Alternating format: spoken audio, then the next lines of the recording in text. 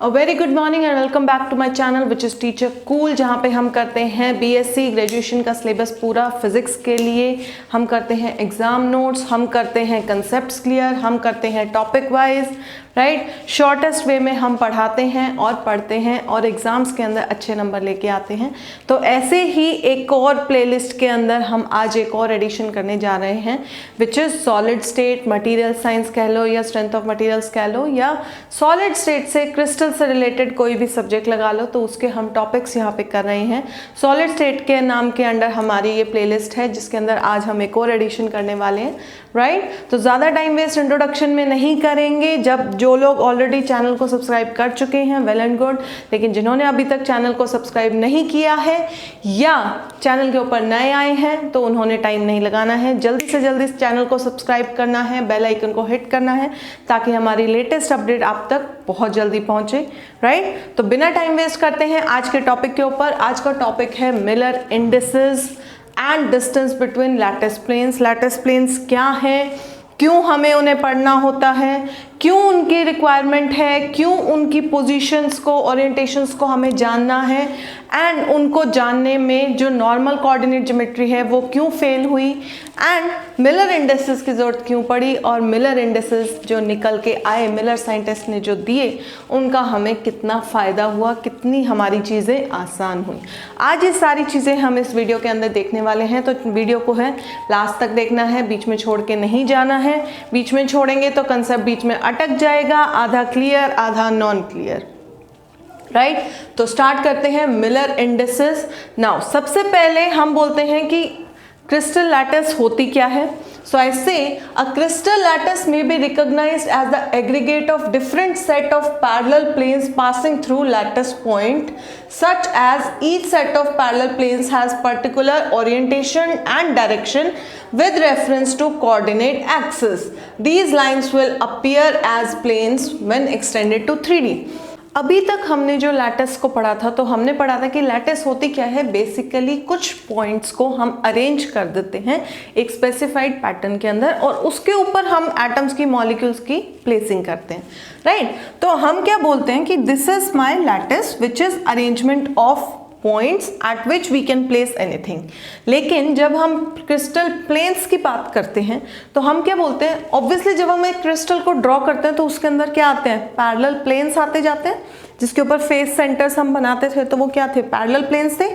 Cube है, cube के opposite sides क्या हैं, पैरेलल प्लेन्स। तो उसी तरीके से अब अगर आप देखना चाहो तो आई कैन से इज ये जो मेरी लैटिस पॉइंट है, इसको लैटिस को ही हम डिफाइन करने का तरीका क्या हो गया, we can say it is the aggregate of different set of parallel planes. मतलब बहुत सारे मेरे पास पैरेलल प्लेन्स हैं। फॉर एग्जांपल एक पैरेलल प्लेन ये गया, एक ये है, एक ये है, एक ये है, राइट। तो इस तरीके से ये सारे पॉइंट्स को जो है ये set of parallel planes cover करेंगे, राइट। इसी तरीके से कुछ पैरेलल प्लेन्स इस डायरेक्शन में भी आएंगे, राइट, कुछ इस तरीके से भी आएंगे, उसके बाद ऑब्वियसली कुछ ऐसे जाएंगे। तो हो क्या रहा है, बहुत सारे पैरेलल प्लेन्स हैं जो एक दूसरे को क्रॉस ओवर कर रहे हैं, कट कर रहे हैं, लेकिन उनके आपस का डिस्टेंस स्टेगनेंट है, कांस्टेंट है, उनकी कुछ अपनी पर्टिकुलर ओरिएंटेशन है, कोई ऐसे है, कोई ऐसे है, कोई ऐसे है। अभी मैंने डायगोनल ड्रॉ किया है, हो सकता है वो इन दो ये और ये पॉइंट्स को भी कट करके निकल रहा हो। सो I can say a crystal lattice में be recognised as aggregate of different set of parallel planes. ये सारे पैरेलल प्लेन्स का एग्रीगेट लेना है, पासिंग थ्रू लैटिस पॉइंट्स, जो इन पॉइंट्स से वो पास कर रहा है, such as each set of parallel plane, इसके अंदर हर एक set of parallel plane has a particular orientation and direction with reference to coordinate geometry। अगर अब मैं इस पॉइंट के ऊपर एक coordinate geometry के एक्सेस को प्लेस कर दूं तो उसके विद रिस्पेक्ट इनकी एक particular position, direction and orientation होगी, right. Now the lines shown will appear as planes. अगर मैं इसे 3D में कर दूं, this board is a 2-dimensional thing. अगर मैं इसी चीज को 3 डायमेंशन करती हूं तो ये जो चीजें मैंने रखी ये इस तरीके से प्लेन्स है, इनका कुछ विड्थ भी होगी। तो दीज आर प्लेन्स, ऐसे ऐसे ऐसे भी होंगे। जो ये वाले हैं ये ऐसे भी होंगे, जो सामने दिख नहीं रहा जिसको हम डिनोट नहीं कर पा रहे वो ऐसे प्लेन्स इस बोर्ड के पैरेलल भी होंगे। तो वो सारे सेट ऑफ पैरेलल प्लेन्स का जो एग्रीगेट निकल के आता है पासिंग थ्रू सम पॉइंट्स या इंटरसेक्टिंग एट सम पॉइंट्स, वो पॉइंट्स क्या निकल के आते हैं हमारे lattice points.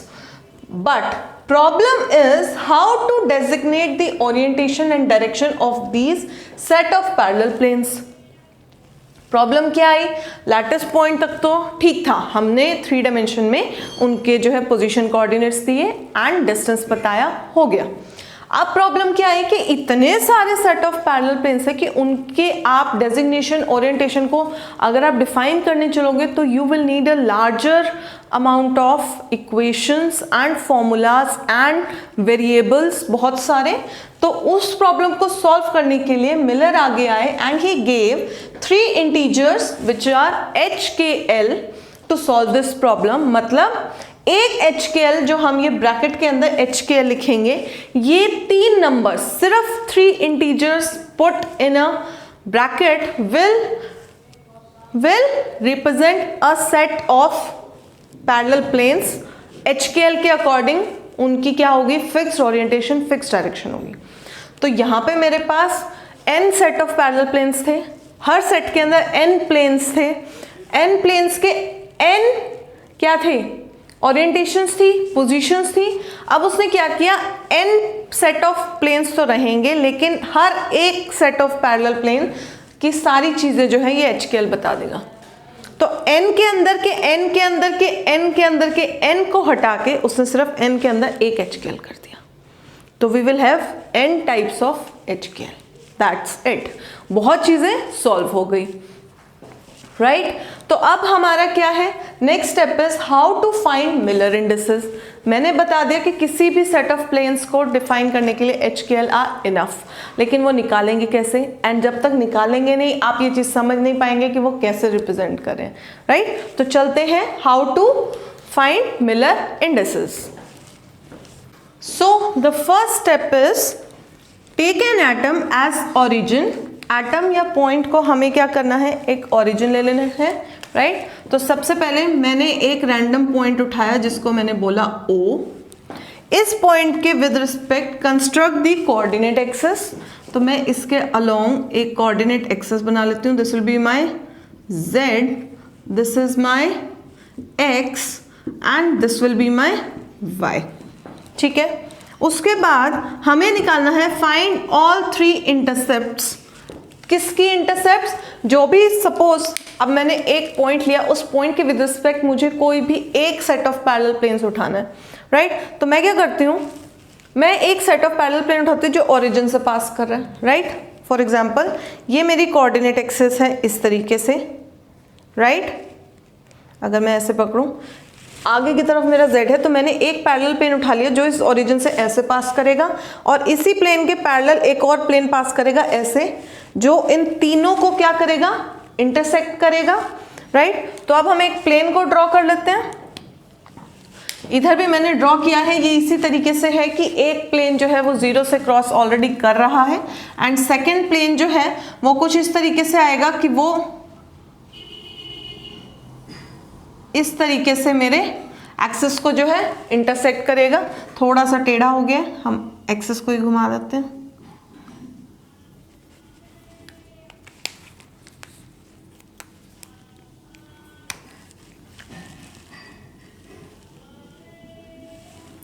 Now first thing, ये जो मैंने प्लेन ड्रॉ करा है ये एक ट्रायंगुलर प्लेन नहीं है, ये एक ऐसा प्लेन है जो इन तीनों एक्सिस के ऊपर क्या कर रहा है, इंटरसेक्ट कर रहा है। अगर आपको इससे अपने रूम में जहाँ पर आप बैठ के पढ़ रहे हो वहाँ पे इमेजिन करना है तो आप एक कॉपी लीजिए, किसी भी रूम का 3 डायमेंशन का कॉर्नर उठाइए और उसके ऊपर आप उसे ऐसे खड़ा कर दीजिए, राइट। तो वो जो प्लेन होगा अगर मैं उसे इन्फाइनाइटली एक्सटेंड करूँ तो भी वो जो तीनों एक्सिस हैं उसके ऊपर कुछ इस तरीके से ही इंटरसेक्ट करेगा एंड उसके पैरेलल आप आगे आगे आगे आगे रख सकते हैं, राइट। तो मैंने सिर्फ एक प्लेन उठा लिया जो पैरेलल है, इस ओरिजिन से भी इसका पैरेलल प्लेन पास कर रहा है, राइट तो मैंने एक प्लेन ड्रॉ कर लिया। अब मुझे क्या करना है, find all 3 intercepts on the XYZ axis. तो XYZ एक्सिस के ऊपर मैं क्या करती हूँ, x के ऊपर सपोज मेरा जो इंटरसेक्ट आया है, इंटरसेप्ट कह लो, जहां पे ये इंटरसेक्ट करेगी, तो दैट विल बी A 0,0, ठीक है। YA क्योंकि हमारी नॉर्मल जो कोऑर्डिनेट ज्योमेट्री है उसमें XYZ होता है, लेकिन जब हम क्रिस्टल में जाते हैं तो इसी को हम डिनोट कर देते हैं A, this will be B and this will B C, right. तो मेरा B के ऊपर क्या आएगा, ये वाला जो पॉइंट है इसके कोऑर्डिनेट्स क्या होंगे, 0 क्योंकि x 0 है। y के ऊपर इट इज b, b भी कितना है, आई हैव टेकन 3b, तो आई विल से कि सपोज जो भी ये पॉइंट है यहां तक 3 डिविजन्स कवर हो चुकी हैं, that will be this thing. And c के केस में आई विल से 2 हो गई हैं, तो आई विल से 0,0,2c, ठीक है। मैंने एक प्लेन लिया है, ये प्लेन इस तरीके से प्लेन है जो इस एक्सिस को जो है कट कर रहा है at 3 points A, this is I will name ABC, so this will be A, this will be B and this is C। तो ये जो ट्रायंगुलर प्लेन बनेगा, इंटरसेप्ट्स आएंगे, उसके मैंने इंटरसेप्ट्स लिख लिए। एंड ये जो इंटरसेप्ट्स है ये ABC के मल्टीपल्स में लिखते हैं। First step is complete, origin बनाओ, एक्सिस बनाओ, प्लेन के इंटरसेप्ट्स निकालो।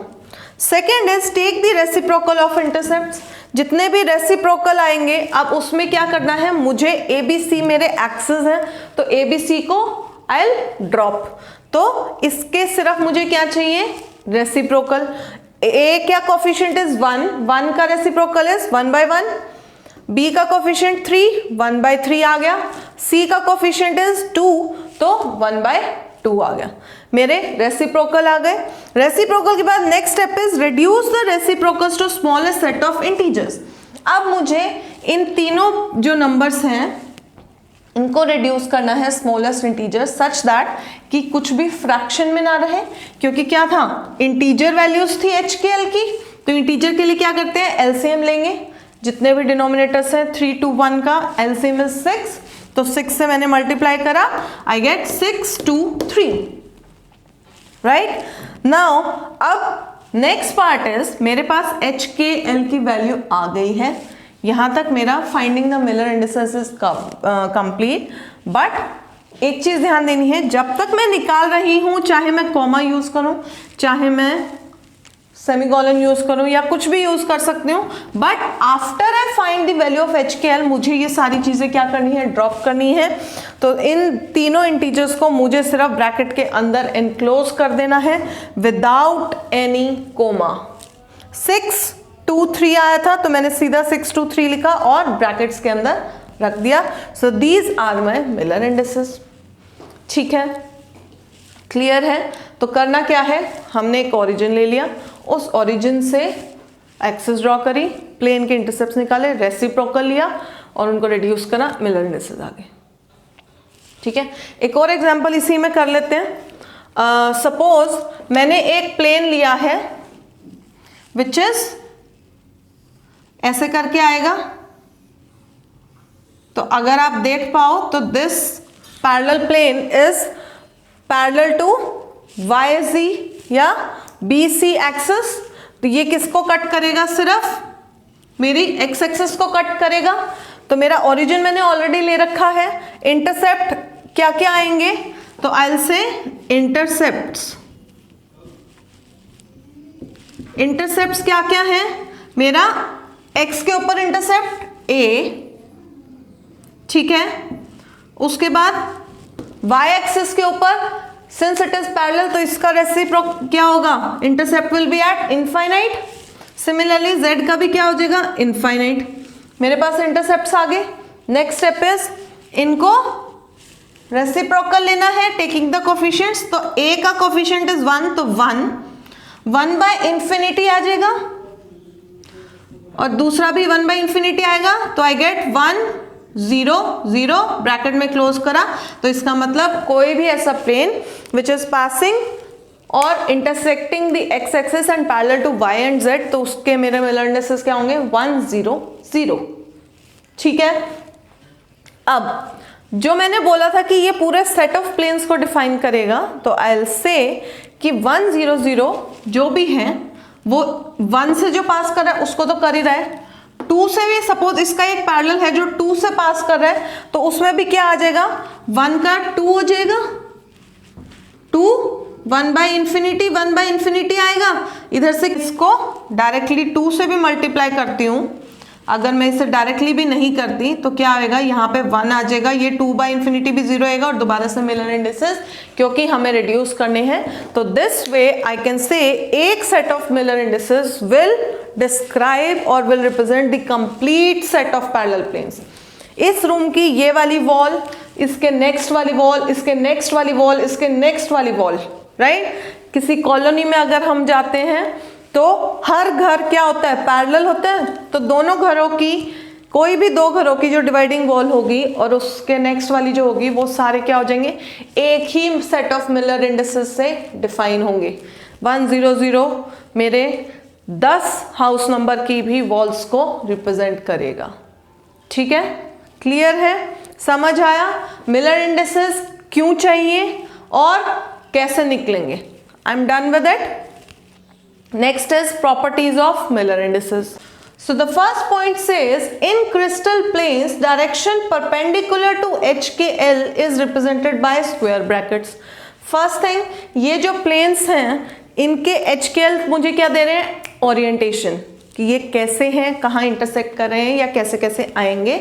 लेकिन अगर आप पूछें कि इस प्लेन का जो है डायरेक्शन बताओ, अब किसी भी प्लेन का डायरेक्शन क्या होता है, कोई भी प्लेन अगर मैं लेती हूं तो उसका परपेंडिकुलर मुझे क्या बताएगा, उसकी डायरेक्शन। तो इस प्लेन की डायरेक्शन क्या है, ये वाली, which is given by normal.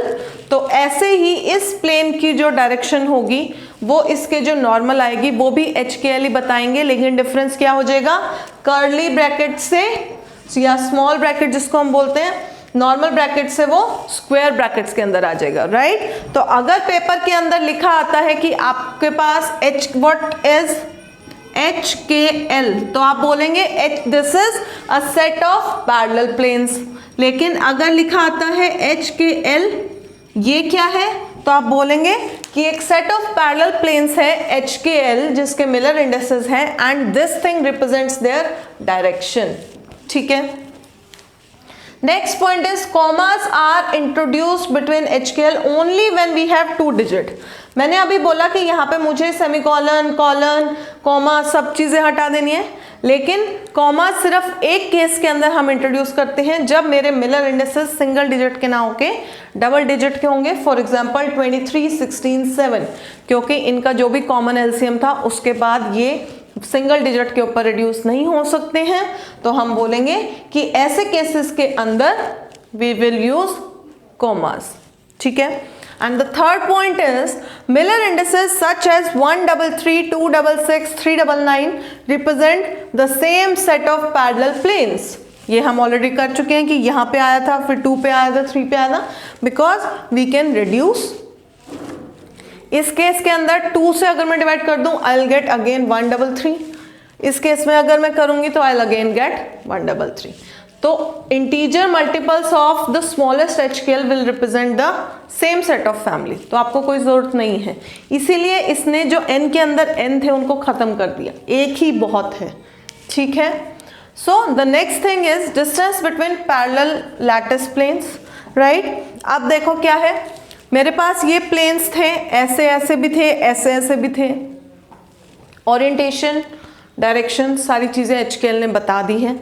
लेकिन कुछ पॉइंट ऐसे होंगे, कुछ अगर मुझे आप बोलो कि मेरे को इस पर्टिकुलर प्लेन के ऊपर काम करना है तो आप मुझे डिस्टेंस में बताइए कि ये मेरे हाइपोथेटिकल या इमेजिन्ड जो मेरा ओरिजिन है वहाँ से उसका डिस्टेंस क्या है।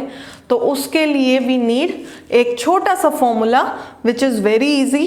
ठीक है, कोऑर्डिनेट ज्योमेट्री ही आएगी। तो आई विल से मैंने ये प्लेन ले लिया, ठीक है, इसका एक पैरेलल प्लेन है विच is passing through origin, right. तो इन दोनों प्लेन्स के बीच का डिस्टेंस जो है मुझे निकालना है, तो दोनों के बीच का डिस्टेंस क्या होगा, नॉर्मल, स्क्वायर ब्रैकेट के अंदर HKL, इसके कुछ पर्टिकुलर HKL रहेंगे, राइट। ON मुझे क्या देगा, मेरा रिक्वायर्ड डिस्टेंस, क्योंकि दूसरा प्लेन किस पे, ओरिजिन पे, एंड यहाँ पे N है, एंड जो N है वो हमारे एक डायरेक्शन के, जो हम नॉर्मल ज्योमेट्री के अंदर एंगल्स लेते थे क्रिस्टल्स के अंदर ही, तो x एक्सिस के अलोंग जो ये परपेंडिकुलर एंगल बनाएगा it will be alpha, y axis के साथ बीटा एंड z एक्सिस के साथ गामा, राइट। तो ये इसके डायरेक्शन को साइंस आ गए। I'll say considering two planes, one shown and another parallel plane passing through the origin having Miller indices HKL, right? Miller indices HKL है, तो इसका मतलब इंटरसेप्ट्स क्या होंगे, इंटरसेप्ट्स क्या होंगे। अब देखो ये इसने सिर्फ उल्टा करा है यहाँ पे, राइट। हमने पहले क्या किया था, इंटरसेप्ट्स निकाले थे और उनको रेसिप्रोकल लिया था कोफिशिएंट्स को, तो इनके कोफिशिएंट्स का क्या है 1/h 1/k 1/l और इनका रेसिप्रोकल ले लेंगे तो दोबारा से क्या आ जाएगा HKL, ठीक है। अब इसने HKL के टर्म में ही हमें इंटरसेप्ट्स दे दी, तो ये ज़्यादा कोई हाई फाई नहीं है, बेसिक स्टेप है। मेरे पास इंटरसेप्ट्स आ गए। ON इज द डिस्टेंस जो मुझे निकालना है। अब करेंगे क्या, ON जो एंगल बना रहे हैं अल्फा बीटा गामा, उनसे हमें क्या निकालना है, डायरेक्शन कोसाइंस। डायरेक्शन कोसाइन क्या हो जाएंगे, cos alpha cos beta cos gamma. अब किसी भी परपेंडिकुलर के लिए नॉर्मल जो होता है हमारा प्लेन का, उसका जो डायरेक्शन कोसाइन होते हैं वो एक रिलेशन को जो है हमेशा सेटिस्फाई करते हैं, which is cos square alpha cos square beta cos square gamma हमेशा क्या आएगा, 1 आएगा, ठीक है। तो होगा क्या, आप देखो कॉस अल्फा क्या है, कॉस अल्फा मतलब ये वाला कंपोनेंट, यही करते हैं हम जब किसी भी वेक्टर का हम कंपोनेंट निकालते हैं, तो एंगल के साथ वाला जो डिस्टेंस होता है वही क्या होता है, कोसाइन वाला वो होता है आपका कंपोनेंट। तो cos alpha is ON divided by OA, ठीक है। Similarly cos beta is ON by OB, cos gamma is ON by OC, ठीक है। यहां से वैल्यू को पुट कर देते हैं। वैल्यू पुट करेंगे तो देखो h बाय a क्या है, a का इंटरसेप्ट OA की value is a by h का रेसिप्रोकल हो गया, b बाय k आ गया, c बाय l आ गया, ठीक है। d मुझे चाहिए विच इज ON, इसको हमने इसके अंदर पुट करा, d को कॉमन आउट लिया क्योंकि d स्क्वायर सब में आ रहा है, और इसको दूसरी तरफ लेके जाके डिनोमिनेटर में रखा।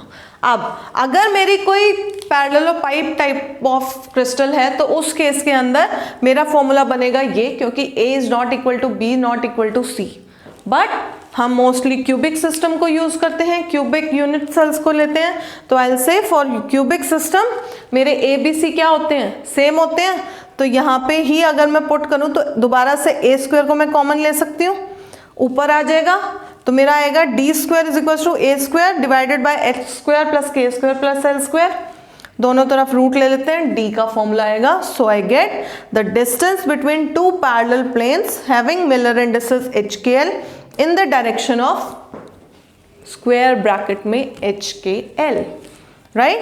So with this I finished the complete topic of Miller indices. Miller indices हमें क्यों चाहिए थे, कैसे हम उसे डिफाइन करते हैं लैटिस को, मिलर इंडिसेस के थ्रू जो हम प्लेन्स डिफाइन करते हैं उनको कैसे हमें निकालने हैं मिलर इंडिसेस, क्या उनकी प्रॉपर्टीज है, और मिलर इंडिसेस से हम डिस्टेंस बिटवीन टू प्लेन्स जो है कैसे निकालते हैं। अब एक बार अगर आपको ये चीज समझ आती है, पेपर में आपको किसी भी इंटरसेप्ट का प्लेन दे रखा हो, आप उसके मिलर इंडिसेस निकाल सकते हैं। आपसे किसी भी प्लेन का बोला हो कि आप ये दो पर्टिकुलर प्लेन्स हैं, इनके बीच का डिस्टेंस निकालिए, आप वो निकाल सकते हैं। आपको वो बोले आप डिराइव करके दिखाइए कि आप डिस्टेंस बिटवीन टू प्लेन्स कैसे निकालेंगे, आप वो कर सकते हैं। आपको बोलेंगे find Miller indices and also tell the steps involved, तो जो भी आपको प्लेन दिया होगा आपको वो प्लेन के मिलर इंडिसेस निकालने हैं, ये 3 स्टेप लिख के। तो इस पूरे बोर्ड के ऊपर जो भी मैंने कराया है, ये कंप्लीट क्वेश्चन आए ना आए, लेकिन इसके थ्रू बहुत सारे आ सकते हैं, और अगर आपको ये समझ आया है तो आप वो बहुत सारे क्वेश्चंस ऐसे कर देंगे, राइट। तो अगर थोड़े से डाउट्स भी हैं तो माय सजेशन इज एक बार दोबारा वीडियो को देखिए, एक बार दोबारा समझिए, कॉपी पेन उठाइए, यहाँ पे जो भी मैंने कराया है अपने हाथ से लिखिए। हाथ से लिखने में बहुत चीज़ें अपने आप क्लियर हो जाती हैं, राइट। तो एक बारी दोबारा से don't forget to like share subscribe to my channel Teacher Cool. बहुत जल्द मिलेंगे आने वाली नई प्लेलिस्ट के साथ, राइट, नए टॉपिक्स के साथ। तब तक के लिए थैंक यू।